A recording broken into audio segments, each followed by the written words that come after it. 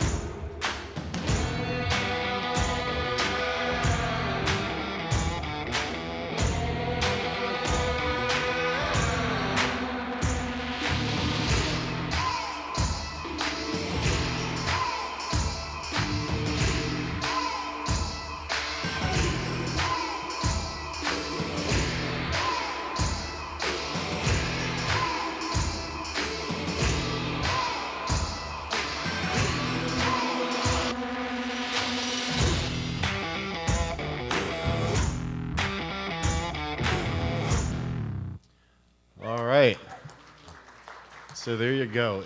We've been a little busy this year. All right, let's bring up Resolve. Okay, so I'm going to show you, we're going to start with Fusion, and then I'm going to show you some of the editing and color stuff. So the big theme behind DaVinci Resolve 15 for us, there are three big things that we did. First is we integrated Fusion, so you now get, am I talking too loud? No, I want just light on the table. Oh, just light on the table. I need my good lighting. So three things that we've done in DaVinci Resolve. We've integrated Fusion, which was previously available as a standalone visual effects 2D and 3D compositing and motion graphics app. And it's been used on feature films and television shows for years, but now it's built right into DaVinci Resolve. We have also done a massive upgrade to our Fairlight audio tools. So now you really are getting a full-blown digital audio workstation inside of your NLE. And we have spent a lot of time here in Los Angeles and talking to editors and colorists around the world, and we have added nearly 100 new features that editors and colorists have specifically asked for.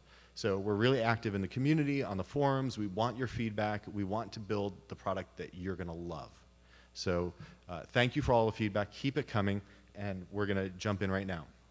So for those of you that haven't used DaVinci Resolve before, the concept of the application overall is we have organized everything into 6 pages, and they're at the bottom of the screen here. So there's a page for media. This is where we get media into our project. The top of the screen has all of your hard drives and attached storage here.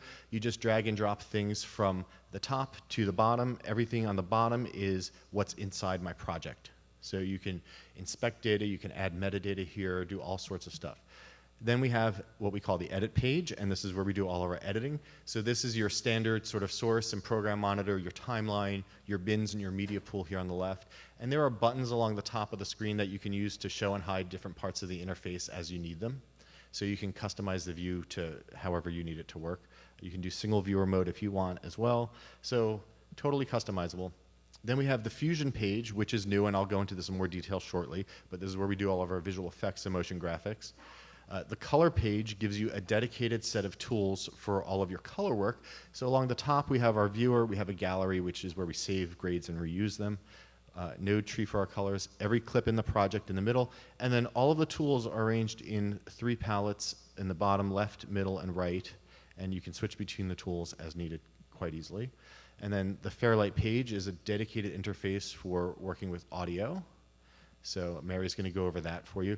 And then finally, the Deliver page is where we set up our render queue, our batch processing. We export things. You've got presets here for YouTube, Vimeo, everything from IMF to go back to Final Cut or Avid or Premiere if you want. So it's all in here if you want to do your encoding and compression. So that's kind of a quick tour through the application. So I'm going to start now with Fusion, all right? So previously, if you wanted to do visual effects, you would have to export from your application into another VFX application, and then you'd have to do your work there, learn another application, you'd render it out, and then you'd re-import it, and you'd have to manage all those files and versions. we decided to build VFX and motion graphics into Resolve. So all I do is I scrub to the clip that I want to use, I click on the Fusion page, and because we have a universal timeline, I'm in exactly the same place and on the same clip on the Fusion page that I was on in the edit page.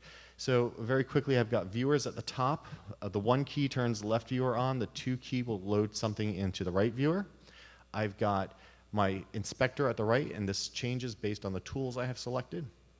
And then I've got my node tree here, and this is very different than working with layers and stacks of filters. So the concept here is that we create visual effects by connecting the tools, like building blocks, together to build what we want. So on the left, you see there's a media in, and this is the image coming in from the edit page, and on the right is the media out, and this is what's going to go back to the edit page.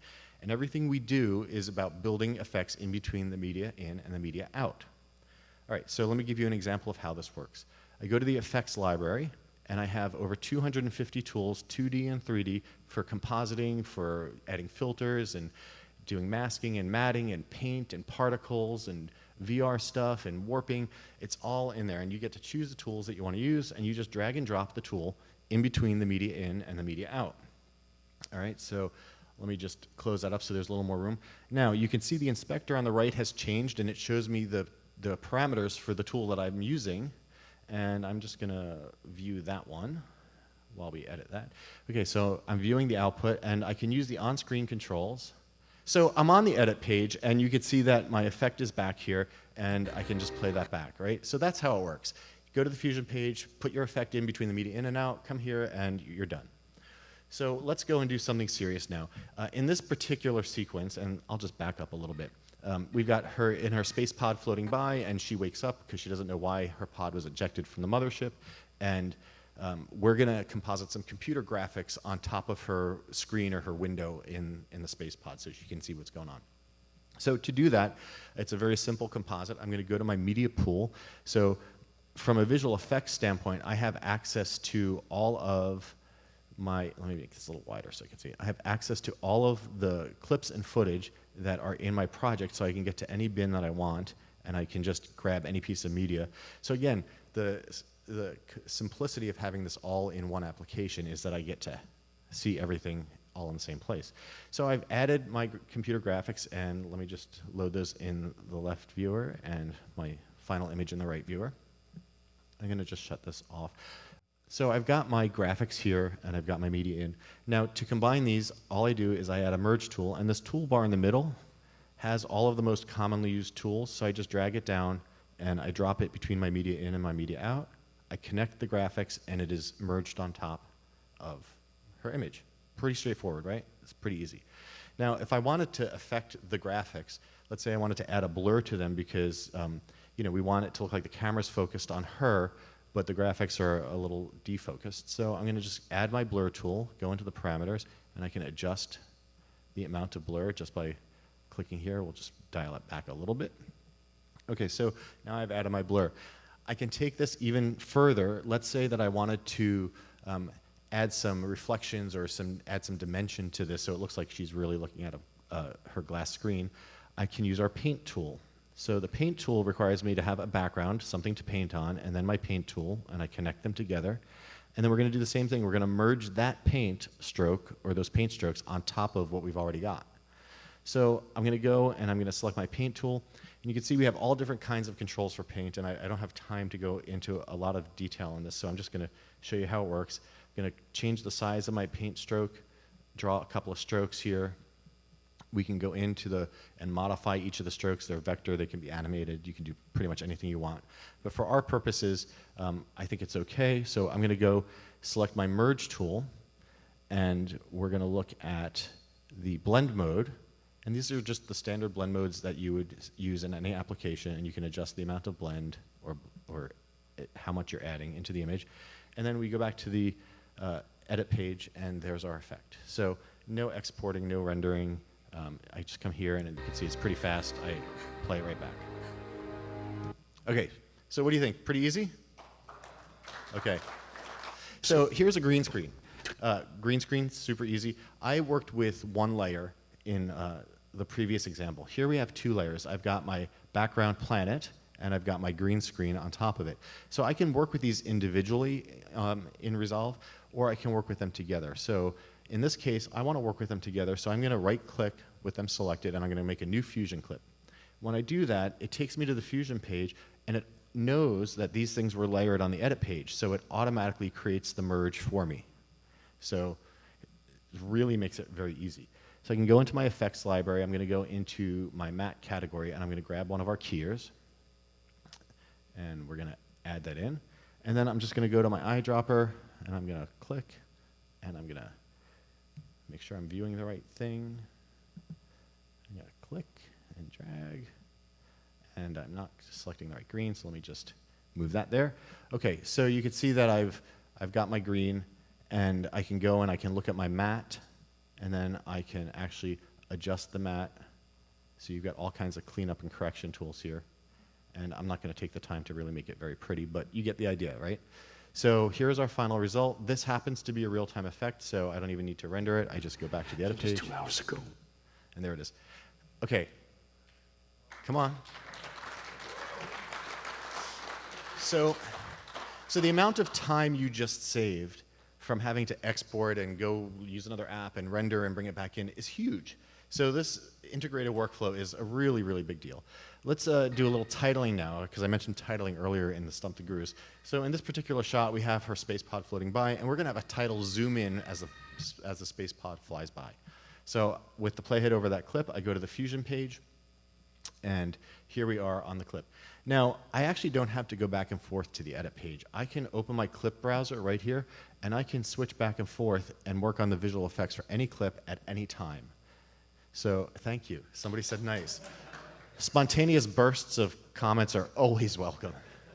All right, so let's go and have some fun with this. So we're going to work in 3D, because I want to show you some of the 3D stuff. And to do that, our video is in 2D. So I'm going to disconnect this for a second, and I'm just going to drag in my shape tool, because to work in 3D, I need to put the 2D video on some kind of a shape.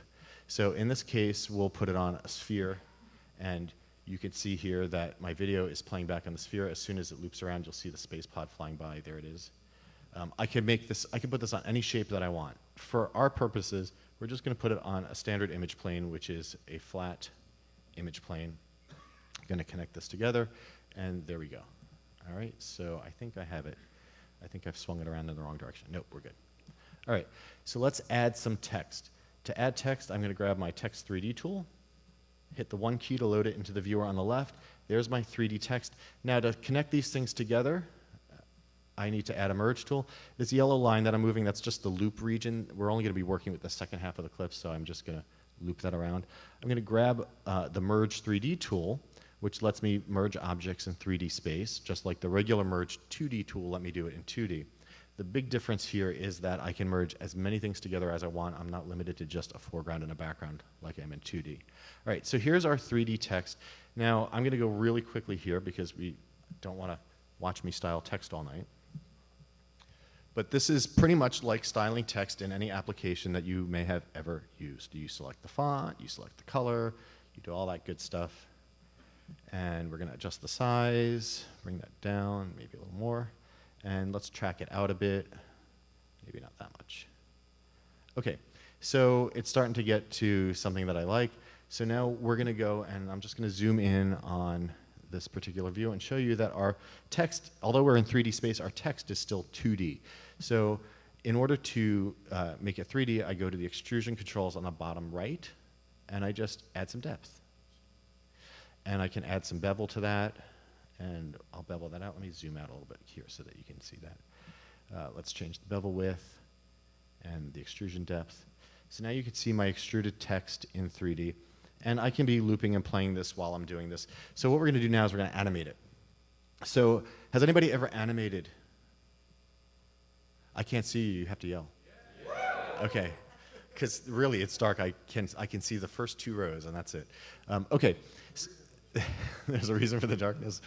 Come into the light, Carol Ann. Okay, so we're going to animate. Animating in DaVinci Resolve and Fusion is just like animating in any other app. You select the parameter you want to animate. You add a keyframe, which I'm going to do here for the tracking. I want it to land here, so I'm going to click the diamond keyframe button. And at this point in time, earlier, we're going to just track that out. So now I've added 2 keyframes, and we've got our text animated, right? Simple stuff. You guys have done this a million times. We can also animate each character one at a time. So I'm going to add a follower, and the follower just lets me select a delay between each character so that I can have them start one after the other. And then I go in and I select the property that I want to animate. And in this case, we're going to do the Z position because I want these to fly in from behind the camera. So I'm going to change my Z offset. So I'm going to go to this keyframe that we set for the tracking. We're going to have the text land there. And then a little earlier, we're going to just move this back toward the camera. Maybe I'll move it back about that far. And now you're going to see that it's going to come in one character at a time because I'm using the follower. All right, so the follower is currently going left to right. I can change the order that everything happens, so maybe I want them to go inside out. Now they're going inside out. So that's animating, really easy. If you want to have fine-grained control over your animations, you can open the Spline Editor. There's a keyframe editor and a spline editor. You can edit the curves, turn them on, fit them. So I can select my keyframes, and you've got full control over all the animations. You can smooth them. You can do whatever you want, but I'm going to close that in case that happens again. But now my animations are super smooth, and they're great. All right, let's go add some particles. So to add particles, I need a particle emitter and a particle renderer. The reason I need these 2 things is the emitter makes the particles, the renderer draws them. And the reason why they're separate is because you might want to put something in between them, like turbulence or wind or gravity or something that's going to affect the way the particles animate. So that's why they're separate. All right, so I've added particles now. I'm going to play this back. You don't see any particles because they are in the middle of the screen in a little sphere doing nothing. So all I have to do is adjust some of my controls here. Just like I styled my text, I have to give my particles a look. So I'm going to change the angle. I'm going to change some variance on that. And then we're going to style it. And you can use anything to style it. You can use a bitmap. You can use art. It can be an image. I'm going to just use a blob. We have a nice little blob built in. We're going to make that match our text, yellow. OK, so here we go. They're coming out of a sphere now. They can come out of anything. Like if I want them to be emitted from a cube or something, I can do that. And I'm just going to crank up the size so you can see this. And it's going to play them back. All right, so there's my particles. We're in 3D. Life is good. In this case, I want the particles to come from the text. So I'm going to use, so it's called a mesh. And then I'm going to connect my text to my particle emitter. Right? So now what you can see, and let me load this into the top view as well. And I'm just going to turn this like this so that you can see how all that looks. So see how the particles are coming out of the text? Wow. OK, we're in an NLE here, by the way. We're still in an NLE. All right? So the real key here with the particles and with what I just did with the text is when we start working with nodes instead of stacks of layers and filters that you have to twiddle open and search for things, it's really clear and obvious how beneficial this is because you can be really efficient. I'm using my text in 2 different places, and I don't have to copy it into another layer and make another instance of it. All I do is connect it to the second object. So if I need to ever change it, I change it one place and it changes everywhere. So it's really, really, it's a really fundamentally different way of working when you're working with nodes. It's really a visual flow chart, right? The image comes in at the left and we do what we need to do to it, and then it's going to go back out at the right. So it gives you a really easy way to see everything. All right, I'm going to very quickly add a light now, and I'm going to pipe my light into my Merge 3D. So again, everything goes into the Merge 3D. It's the scene. So I'm going to grab my spotlight, and I'm just going to bring this back. And I'm going to zoom out a little bit here. And you can see as I am doing this, I can change this. And it's all interactive. I mean, this is all playing back in real time. And I can change the color. We can do whatever we want with it. I can change the color of my spotlight. Oh, I can move the thing. There we go. So really, really awesome. So now, in order to get this back to the edit page, I need to take this 3D scene and I need to convert it back to 2D. So to do that, we just use a simple render node. So I take my 3D merge tool into my render, and then I send that back out to the edit page by connecting it to the media out. All right? So I was very fast and sloppy. It looks like a pile of spaghetti right now. But if you're really doing visual effects, you probably want to be a little more organized than I am so that you can more easily follow the flow.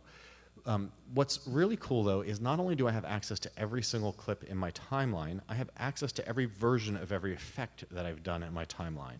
So I can go and I can load another version of this particular effect. And in this case, let me shut my clip browser off. We have a completed version of this title. So you can see here, it's going to take a second to draw because this has got a lot more going on than we did before. But in the interest of time, what I'm going to do is I'm going to go to the edit page and show you what the finished result looks like. So when I go to the edit page, you see that's the frame that we were parked on the Fusion page. I'm just going to turn this off because we don't want to wait for it to render. I've got a rendered version underneath. Oops, let me just do that. You know what, I'm going to go full screen.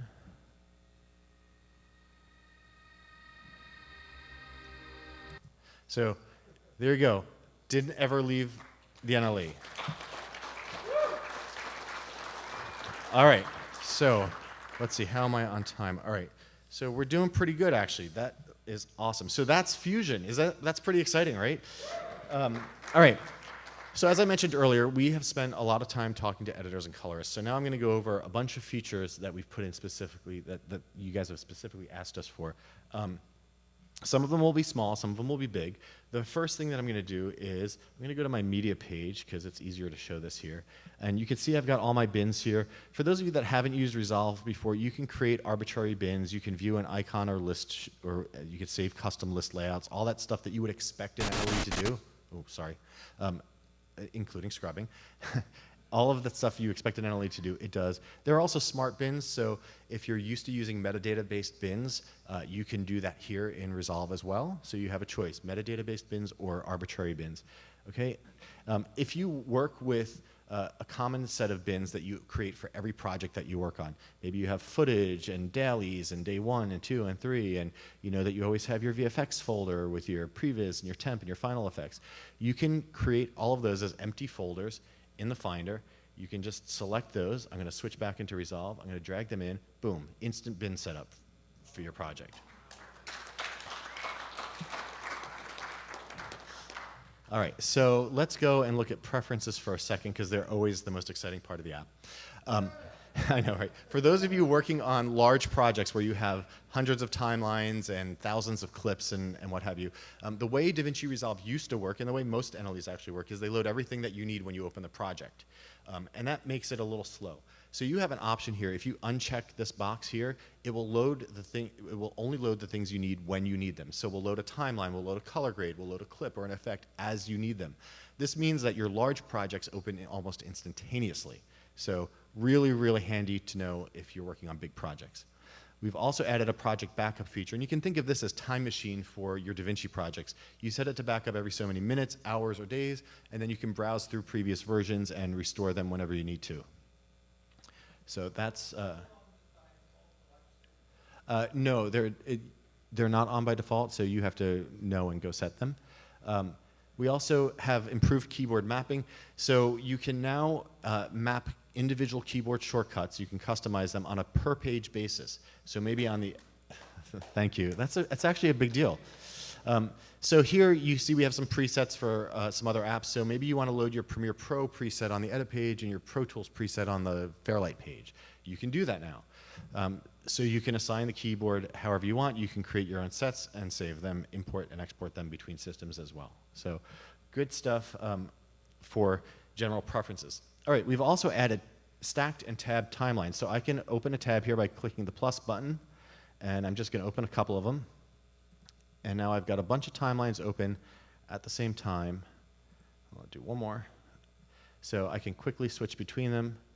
Tab timelines, you can just drag them to reorder them. So I'll put them in the right order, scene 1, 2, 3, 4. So tab timelines, we also can stack timelines. So now I can open another timeline here, and I can see the one with the red line is the one that we're seeing in the viewer. You can clap for this one. Somebody started to. Don't let me stop you. So you can do 3-point edits between things. You can copy and paste. You can drag and drop. I can bring this clip up here if I want. It's all really easy to edit between multiple timelines now in DaVinci Resolve 15. All right, let's go look at scene 3 because scene 3 seems like fun. All right. Just made that up. All right. So I can go in now. We have added annotation tools. So I can go and I can say, OK, we need to put an annotation there so I can tell my colorist to make his face less green or something. And these can be single frame or duration. It doesn't matter what they are. So speaking of markers, let me go to my bins. And I have a little folder here of extra clips. We've got our markers. I have a duration marker on this particular clip. And I'm going to shut these overlays off just so they're out of the way. The other thing that we have, if you've never used Resolve before, and this is really cool, you get audio waveforms here that you can view with your clip, which makes it really easy to mark clips if you want to use the audio waveform. So that's cool. And these little overlays let you drag just the video, just the audio, or if you grab in the picture, you drag both to the timeline. So really cool. All right, the markers, back to markers. Convert duration markers to in and out. That's pretty cool. And subclips are also greatly improved. So if you're working with an hour-long clip or a really long clip and you only want to use, say, 3 or 4 seconds, you can create a subclip. The way we do it in Resolve is easier now with 15. You just mark it and drag it into your bin. And now I've got subclip, just that range that I had marked as a subclip. So I can go and I can edit this into my timeline, and I'm just going to insert that there. And now here's my subclip. Now, the thing with subclips is that inevitably you're going to want to trim it, and you're going to want to maybe make it a little longer. So in pretty much, I think, any NLE, you would have to match frame back to your source clip. You'd have to create a new subclip, delete this one, and then re-edit it back into your timeline. In DaVinci Resolve 15, we now let you edit your subclip. I know, this is actually huge. So if I wanted to make this 3 seconds longer, I could do that. And now I can go into my trim, and I can make it longer. So you don't have to pull it out of the timeline, no more match framing. That's all awesome. I also can drop a bunch of clips in here. As I'm working, it builds a recently used clips list. So you can get back to recently used clips very quickly and very easily. That's also new in 15. There is a new timecode window, because timecode is cool. Yay, awesome. It's the little things, right? It's just so cool. All right, let's talk about some bigger stuff. So titles and templates. I'm going to go into my effects library now, and I'm going to go to the titles, and I'm going to just add the new Text Plus tool here to Video 2. And so now we've got our title. Now I'm just going to close that. We're going to open this. I'm going to make that a little longer so you can see. This is actually the Fusion text generator that you saw me use on the Fusion page. This is the 2D version of it. But you can go in. So now you've got feature film quality titling inside of DaVinci Resolve. So if you're finishing or just care about quality at all, you'll want to do this.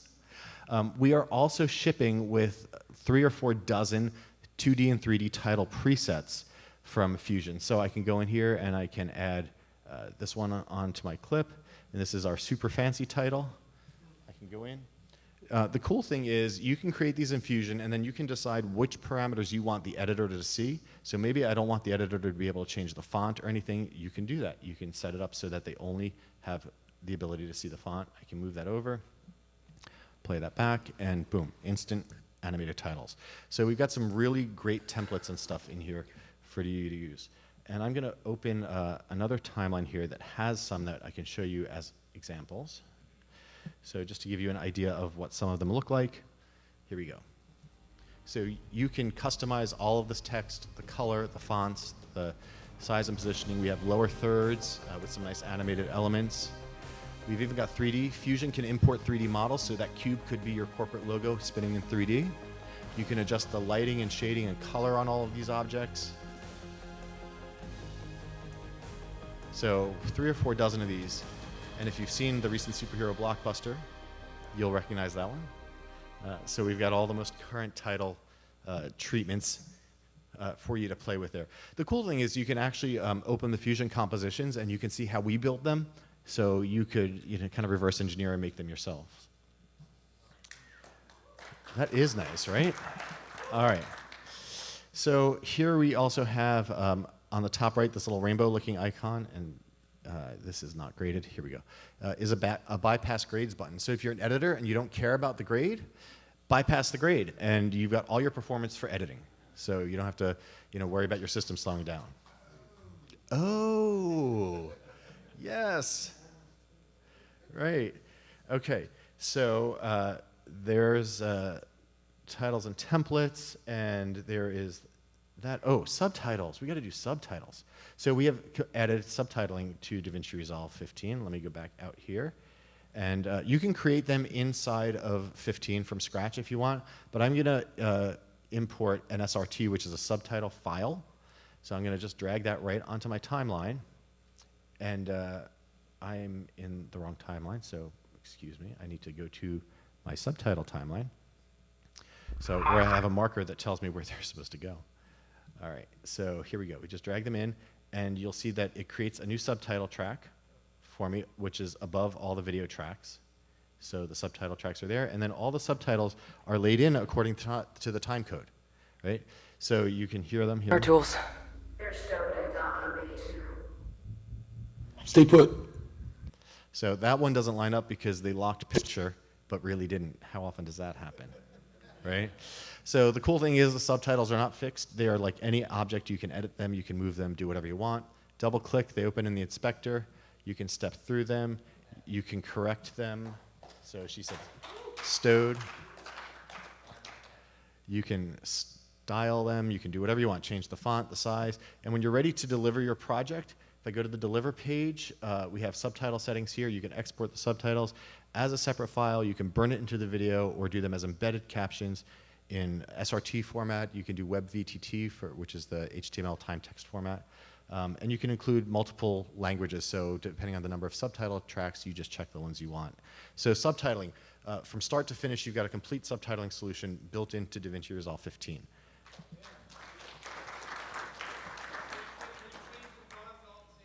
You could change, yes, so if I go in here and I go to my track style, I can change it to any font, and then they are all changed. Yes, so if I do that, they're all going to be obnoxiously big. Yes, so the track style is for that whole track. So it's a track level effect instead of a clip level effect. Okay, oh, you can create them, yes. So if I go here, I can go to captions. I can add a new one right there at the position of the playhead, and then I can just type in whatever I want. So I think that we want it to say, you should clap more. Okay, there we go. All right. So I love being silly. All right.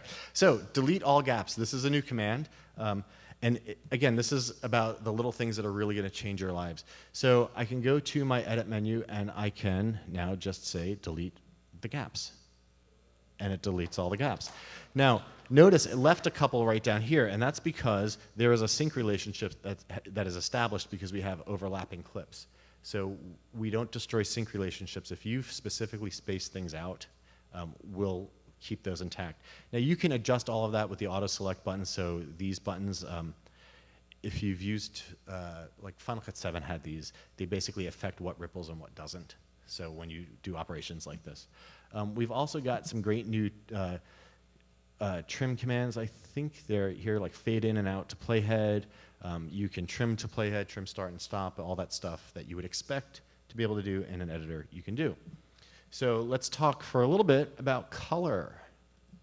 All right, so here's the color page. I went over this a little bit earlier, the basic layout of it, and let me just look at my watch here. Okay, good. We are running out of time for me, so I'm going to move quickly through this. We have a new LUT browser for colorists, so all I do is scrub over one of the LUTs, and you can get a preview of it right there on your image.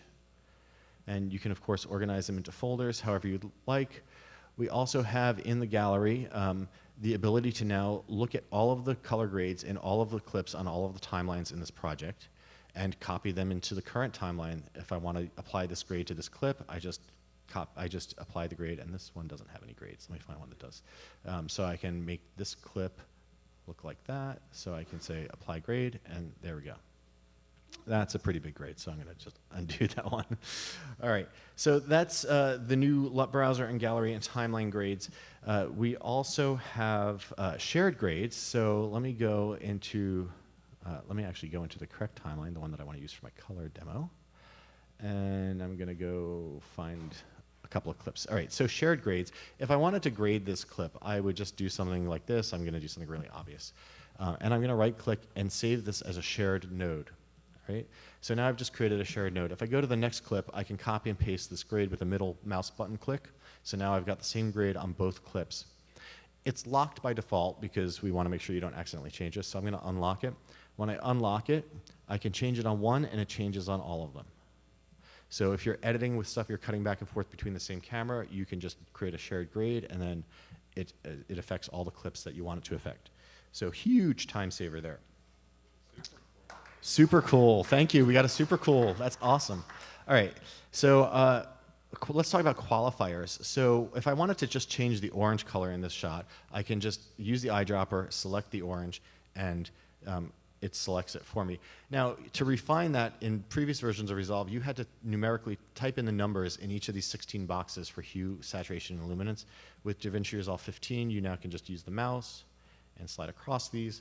So just small but really useful features. We've added new matte finesse control tools, so there are more ways to refine your mattes and finesse them here in Resolve 15. It is really easy. This is probably the biggest update we've done for colorists in a long time, probably several years, because we've been focused a lot on editing and audio and visual effects, but we did a lot of work for colorists. There's a bunch of new node tree improvements as well that I'm not going to have time to go over. So if you're a colorist in the room, please explore this. We're going to go over some of the other things in a few minutes while Mary's, when I wrap up, I'll show you a couple of other things too. So those are the qualifiers, but I'm going to end on some effects. We work with third-party OpenFX plugins, so all of your favorite plugins will work in Resolve. But we also include our own Resolve effects, and you can see there's quite a bunch of them. There's a lot of them. We've added some new ones this year. So we've got some new light effects, Aperture, Diffraction, and they all have, most of them are GPU accelerated, so you can see here, and let me just make sure this is going to loop. Okay. So we've added some Aperture Diffraction there. We can remove that because it doesn't look very good. I'll add some light rays, or not light rays. I want to add, let me remove that. Sorry, I thought I removed it. Lens reflections. So I can add this lens reflection. You can see it all plays in real time. A lot of these, most of them are actually real time. We also used to have a tool called Revival, DaVinci Revival, which was for film restoration. We've started adding a lot of those features back into Resolve now, or actually into Resolve, because Revival is no longer available. So you've got automatic dirt removal, which is new, deflickering, dust busting, and one of my favorites is the patch replacer. And what this does, you can use this for beauty, you can use this for a bunch of different things, but it lets me clone an area of the image and put it in another part of the scene. So I can go here, and it's using an adaptive smart fill algorithm. So I should do it on the first frame to make sure that I do it right.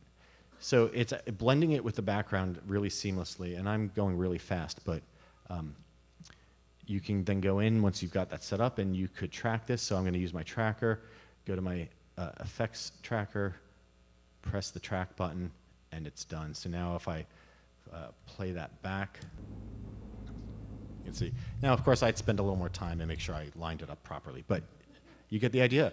So right there in Resolve.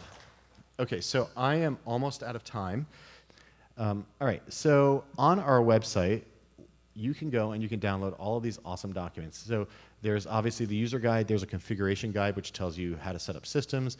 There is a new feature document, which is this is the feature comparison document, which tells you the differences between the free and the paid version. So go check that out. And then there's a 278-page, I think, new features guide. That's just the new features. So everything you could possibly want to know about the new features is there. And then, of course, we have our What's New videos and all that other good stuff. So that is a very quick look at Fusion, editing, and color. I think we'll do maybe 2 or 3 minutes for a couple of questions, and then we'll be ready for our break. All right? Lights, Nick.